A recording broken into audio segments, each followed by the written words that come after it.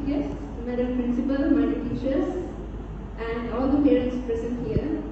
හැමෝගෙම understanding එකේ භාෂා සඳහා මම සිංහලෙන් කතා කරනවා. මම සනිත් මාසෙවලදී සිරිමා බණ්ඩාරනායක විද්‍යාලයේ 2023 වර්ෂයේ ඉගෙන ගන්නවා. සිරිමා බණ්ඩාරනායක විද්‍යාලය කියන්නේ මට පුදුමයක් වගේ. මම අභිමානවත් සිරිමාවියක් විදිහට අද මෙතන නැගිටලා අසාධාරණයට විරුද්ධව කතා කරන්න මට හරිය දුන්නේ මගේ පාසල මෞලික බයන්තියෝ කියලා.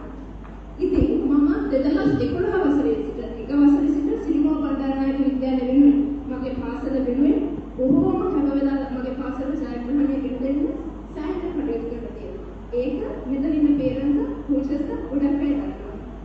ඉතින් අද උදේ වෙන